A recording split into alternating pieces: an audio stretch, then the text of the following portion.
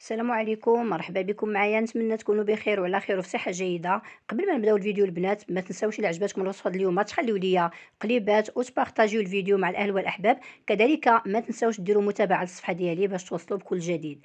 هنا كيف ما كتشوفوا معايا خديت بيضه، ضفت ليها كاس من الحليب، هنا كاس اللي عبرت به كاس عنبه او كاس شاي. فهنا كنطربوا مزيان البيض حتى حتى كيتطرب مزيان مع الحليب، وكنضيف ليه ما تبقى وكنوضعوه جانبا. من بعد غادي ناخذ واحد الزلافه، كنضيف 3 كيسان ونص من السميد الناعم الخاص بالحلويات. كنضيف لي 2 خمارات من فئه 7 غرام، اي ما يعادل 14 غرام.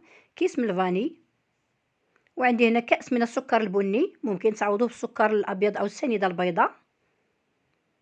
قبصه من الملح،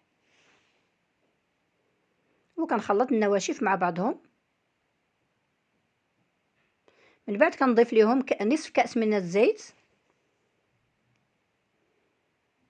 وكنخلط مزيان الزيت حتى كنبسبسو به السميده مزيان. غير بالمعلقه، ما نحتاجوش نخدموا باليد ديالنا. كنحطوا على هذا القوام هذا كيف ما كتشوفوا معايا. هنا كناخذ المول، قبل ما نكمل الوصفه كناخذ المول كندهنها بالزيت مع شويه ديال الدقيق، وكنرشها مزيان بالسميده حتى كنلبسها مزيان بالسميد الناعم. ومن بعد كنضيف الكاس ديال الحليب مع البيضه، ثم كنضيف عصير البرتقال. انا هنا غادي نضيف كاس ثاني. بالنسبه للوصفه خدات ليا كاسان من عصير البرتقال مع كاس من الحليب، وكنخلط. هنا غادي نضيف الكاس الثاني،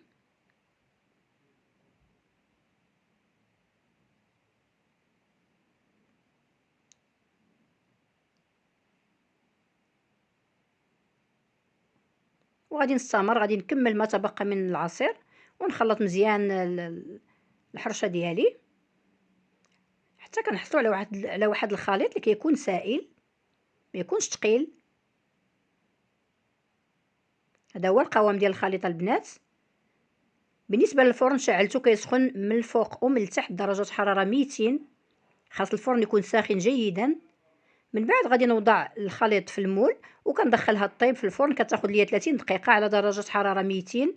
وكنحطوها تكون قريبه للاسفل، فضروري تكون قريبه للاسفل، خاصه انا كنستعمل هذا المول هذا ديال الزاج. غادي ندخلها طيب ونرجع معكم.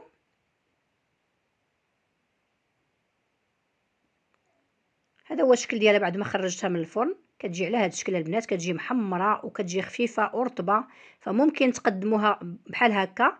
انا غادي نخليها حتى كتبرد، من بعد غادي نزينها بواحد الطريقه اللي غادي تشوفوها معايا. فهذا هو القوام ديالها والشكل ديالها كيفاش كتجي من الفرن، كتجي محمره ورطبه. من بعد غادي نزولها من المول.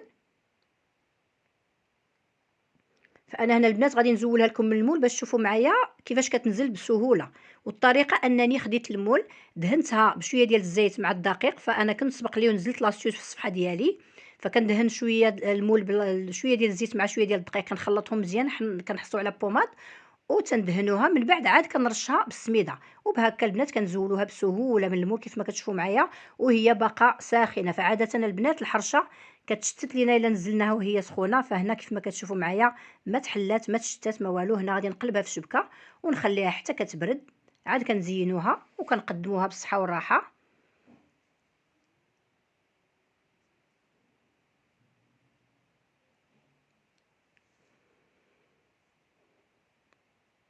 وبعد ما كتبرد البنات انا كندهنها بشويه ديال العسل مع الكوك. يعني تزيين اللي هو عادي، كتقدروا تزينوها باش ما بغيتو، وتنقطعوها تنقدموها. كنتمنى الفيديو يعجبكم.